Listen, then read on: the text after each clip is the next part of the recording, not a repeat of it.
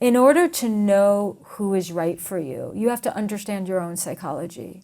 You have to understand yourself. Mm-hmm. You have to understand where your vulnerabilities lie, where your weaknesses lie, where your strengths are, the trauma that you've been through. If you've had a rough go at life, then you're going to need someone who makes you feel really accepted and safe and doesn't judge you for that. It doesn't give you a hall pass to bring that trauma in, but the reality is our past is our past. And so understanding who's the right partner for you is not only understanding your psychology, but getting really real with yourself. Because people will say, oh, I just wish I was this person. I'm really attracted to outdoorsy people, and I just wish I was more outdoorsy. Oh, I could be more outdoorsy. No, you have to be really real with yourself. You hate the outdoors. Right. You might be really attracted to someone who likes the outdoors, but sorry, Charlie, that's not going to be right for you. You can't sleep in a tent for 3 nights with bugs. That's not you. It's not you. You got to be super real. And like that person who you're really attracted to who does that, it's not going to work long term. It's not going to work long term. You could have a fun fling. Mm-hmm. But it's not going to work long term. So really knowing yourself and honoring yourself is how you choose well. Yeah, that could be the summer fling, but then it's like if you're with the outdoorsy guy he wants that to be his life, 6 months in the mountains, a year. Exactly. And you're like, well, I'm trying to create a stable home with kids in the future. Exactly. It doesn't work. It doesn't mean they're not great people. It's just not going to work. It's just not what you want for the vision of your life. Exactly. And people have to get really real with themselves. Yeah. And they don't. And then they end up paying for that. What's been the biggest mistakes you've brought to relationships? Personally? That you've later had to realize and take accountability for, oh, okay, yeah, I was responsible for this, or I could have shown up differently. Yeah. For me, definitely has been, in the past, codependency. And what that looks like is, it's funny, relationships are funny. I mean, I've had some really beautiful relationships, and I've had some not so beautiful relationships. And that's why certain people are going to bring out certain things in you, whereas others are not. But I've definitely brought codependency and low self-worth to relationships, like depending on my partner too much for my happiness. Really? Yeah. What happens when we depend on our partner to make us happy? Catastrophe. So here's the paradox. I think that we need to be with someone who wants to make us happier. And that we want to add value to each other's lives. We want to make the path easier, but no one can walk our path but ourselves. And so what happens is that and it's unconscious, and it's part of it is also conditioning. It's like, be with someone who makes you happy, this or that, The problem is that if you don't feel at least mostly whole, we all have our things that we're dealing with. But if you feel really fragmented and you think a relationship or another person is going to actually bring all the pieces together, then what's going to happen is that you're going to be really disappointed, because then you're relying on another fallible, flawed human.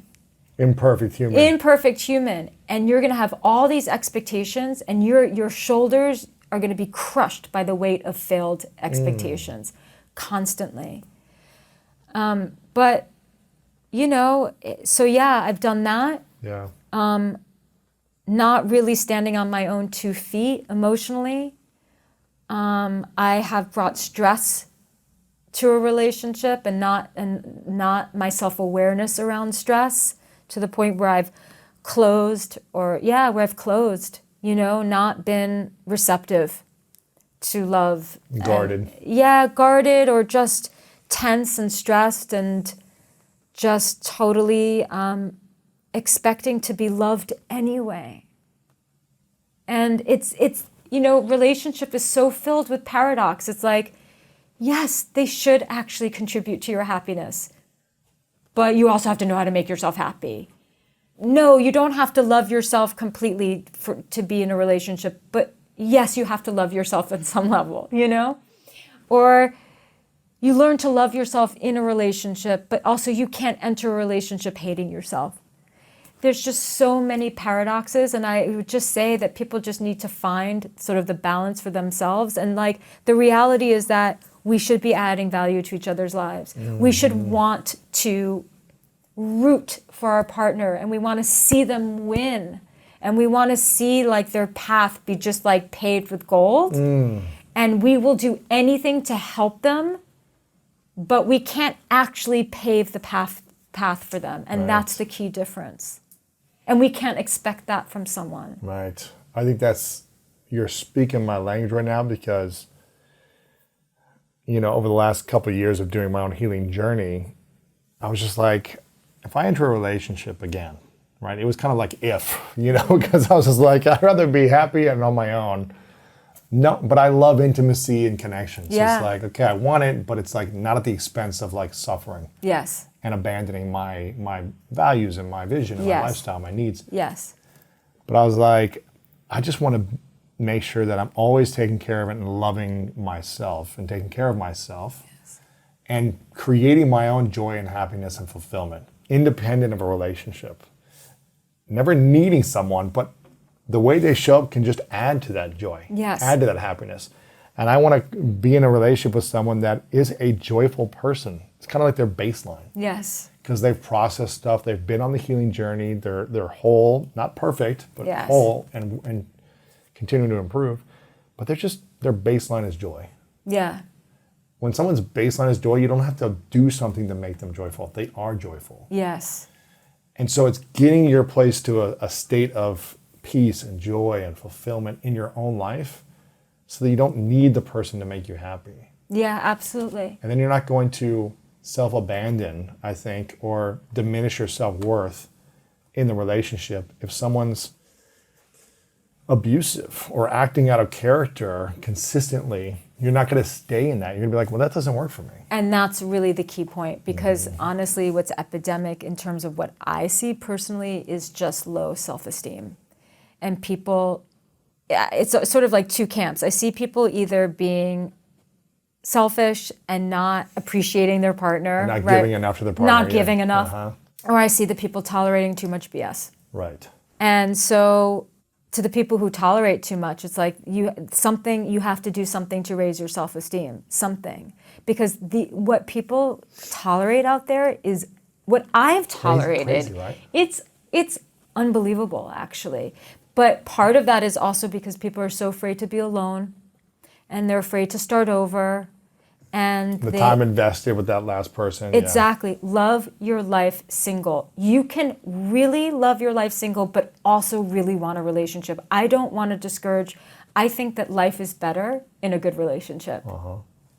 It just 100%. is. And getting love from a partner and sharing and having that exchange is really profound. But you also have to give up your preferences to be in a relationship. Right. Like I tell single people all the time, like, you want to lie in your bed diagonally, like, go for it. All that secret single behavior, enjoy it, because when you're in a relationship and you're living with someone, you can't necessarily do that. But you have to really, like you said, being in the position where you'd rather be single than just in something subpar. That is an amazing position to be in. Yeah, it's huge. It's huge. Are you in a relationship right now? I'm actually not, which is wild. I guess it's not that wild. So the whole reason why I do this is that I taught yoga for 20 years. And so yoga is like probably the most important thing in my life, other than people in my life. And I had a really difficult marriage that only lasted 2 years. It was like, actually, how long were you together for before? 4 years. Well, we were together 2 years prior to that. And this is an interesting story. So I would say 90% was perfect before we got married. But the 10% that wasn't was so, so profound. And yeah, I felt seen, safe, loved, adored. I adored him. We had amazing rapport. We laughed hysterically. Really? I really like it when I make people laugh. If you can understand, I have a really dark, nasty sense of humor. So if you can understand my sense of humor, I immediately feel very connected to you, Sure. right? And so we really connected. But there were things that that I would never tolerate. And this is something like, we're cool. Like things not working out with him, and then my mother died. So I went through a lot of tragedy to get to the place where I am now. But I'm very cool with him. In fact, I have a joke that he should probably send me a bill because I have this whole career based on this relationship that I had with him. The wisdom you gained from this experience. So I'm actually very grateful. But there's an interesting story, which is that we went to, we were about 8 months into our relationship, and I felt totally in love. We were both totally in love. And I don't know what triggered this because this was a while ago, and I just don't think about it anymore. It's not traumatic for me. But something triggered him, and he had a proclivity towards avoidance, and I had the proclivity towards anxiety. And my father was very, very avoidant and shut down. So here we are. Anxious and avoidant is not a good combination. It's not a good combination. So it's a bad combination. But so he was shut down over something that I have something that was not warranted. Mm-hmm. And we went to this show called... It was his own traumas. Totally his own stuff. This was not something that, I can take a lot of responsibility and have, but this is not something that I did. It was something that he interpreted. Mm-hmm. So we went to this show called Sleep No More. And I don't know if you heard of it, but it was like a thing in New York, and it was really, really crazy and really cool. And you get there and they give you like these masks, like from Scream, basically, like these crazy masks. And so even though if you go with someone, it's you kind of get separate. They separate you. They take you into rooms. And so it's a very solitary experience, and everyone's behind a mask. So you're having your own experience. But on our way there, he was in what would be the first of many of like these moods where he would shut down, and I didn't know what was going on. Back then, I didn't have the courage to say, what is going on? Like, speak up. Like, what's happened? Did I do something? Right. Let's talk about it.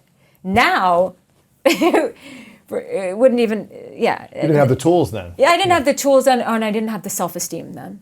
The courage. Speak all of it. And so when we went, he was totally shut down. We were separated, but there were times where you would recognize the person because you know what they're wearing. And I would be so psyched to connect with him, and he would pretend like he didn't see me. It was like a total stonewalling. And I was so incredibly upset. And all I could think about is I got to get this relationship back on track. Like I have to make this better.